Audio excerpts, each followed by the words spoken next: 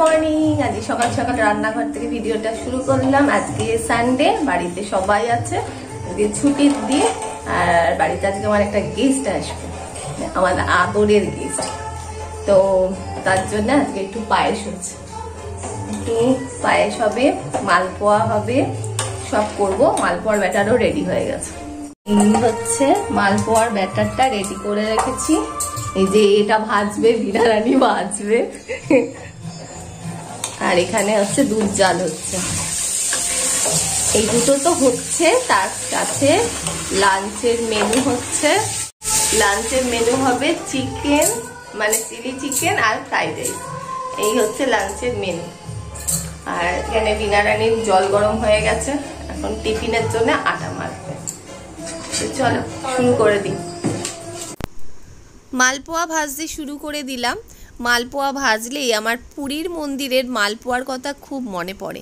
গত 2 বছর ধরে যেতে পারছি না পুরীতে, অনেক কারণেই হয়ে উঠছে না। তো আসল কথা তা নয়, আসল কথা হচ্ছে জগন্নাথ মহাপ্রভু যদি না টানে তাহলে কোনোভাবেই তুমি পুরী যেতে পারবে না। এটা আমি ভীষণ বিশ্বাস করি।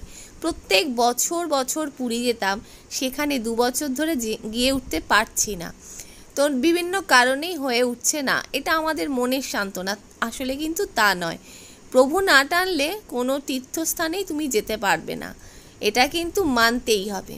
তো যাই হোক, মালপোয়া ভাজা প্রায় হয়েই এসছে। আর এরপর রান্নার শুরু করব। আর কেন ভাজছি, মালপোয়া পায়েস এগুলো করছি, সেগুলো তো তোমাদের বলেইছি। এই যে চিলি চিকেনের সমস্ত কিছু বিনা রেডি করে দিয়েছে, আর চিকেনগুলো ভাজা হয়ে গেছে। তো এখন এখানে আমি চিলি চিকেনটা করব। তো চিলি চিকেন আর ফ্রাইড রাইস হচ্ছে লাঞ্চ মেনুতে। আর ওদিকে মালপোয়ার পায়েস করেছি। বেশি কিছু রান্না করব না, খুব হালকা মধ্যেই রান্না রাখছি। আর আমার তো আজকে রবিবার, ছুটির দিন, অনেক কাজকর্মর ব্যাপার থাকে।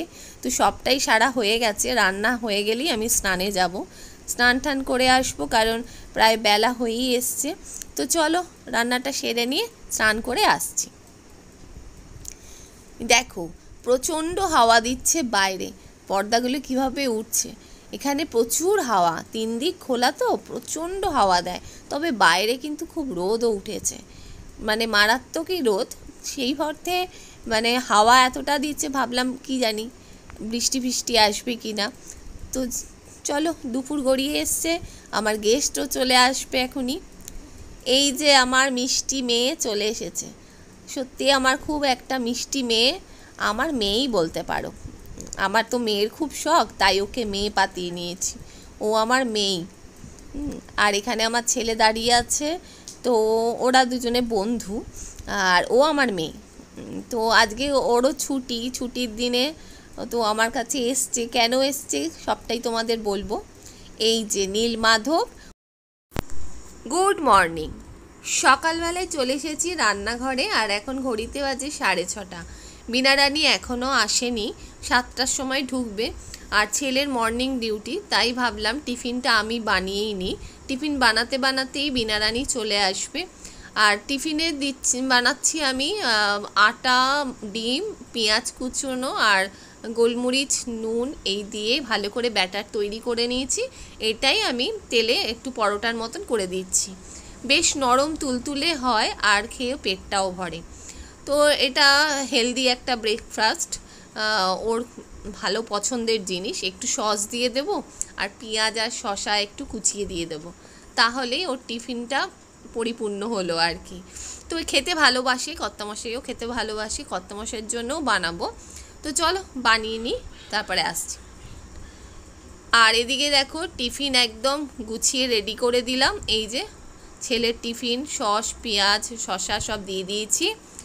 আর কালকে পায়েস করেছিলাম না, সিমাইয়ের পায়েস, সেটাও দিয়ে দিয়েছি। চামচও দিয়ে দিলাম, জলও রেডি, ব্যাগে পুরবো। ঘড়িতে বাজে 7:15। আমার সকাল সকাল অনেক কাজ হয়ে গেছে। বিনারানি চলে এসেছে, ও এখন কাজ শুরু করে দিয়েছে। আর সকালে দেখো আমার ঠাকুর ঘর পরিষ্কার পরিচ্ছন্ন করে সমস্ত বাসনকোসন মাজা রেডি। চলো স্নান টান সেরে এসে তারপর তোমাদের সাথে আবার দেখা হচ্ছে। স্নান করে চলে এসেছি, পুজো করাও হয়ে গেছে। আর এই আমার নীলমাধব, কাল আমার মেয়ে আমাকে নীলমাধব দিতেই এসেছিল। ও পুরীতে গেছিল, তা পুরী যেতে পারছি না বলে মন খুব খারাপ থাকে সব সময়। তো প্রভু আমার কাছে নিজেই চলে এসেছে, তাতে আমি ভীষণ খুশি, ভীষণ খুশি। মানে আমার এই পুরী যাওয়ার দুঃখটা অনেকটাই ভুলে গেছি। তো চলো, আর সন্ধ্যেবেলা রেডি হয়ে গেছি, যাচ্ছি একটু মার্কেটে, কারণ কিছু জিনিস লাগবে। আর ব্লাউজ বানাতে দিয়েছিলাম, সেটাও ফোন করেছে, হয়ে গেছে, নিয়ে আসতে যাবো। তো চলো রেডি হয়ে বেরোই, সাথে থাকো।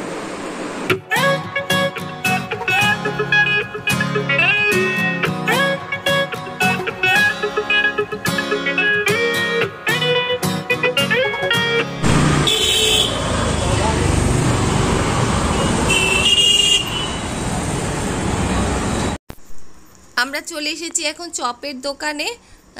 ছেলে বাড়িতে চলে এসছে ডিউটি করেও, ফোন করে বলল মা চপ নিয়ে এসো, তাই ওর জন্যে, আর ওর জন্যে শুধু না, কর্তামশাইও খাবে, চপ নিয়ে নিলাম। এখানে খুব সুন্দর চপ ভাজে, আর বেশ বড় দোকানটা। তো চপ টপ নেওয়া হয়ে গেছে, এবার কটা মুদিখানার জিনিস নিয়ে বাড়িতে।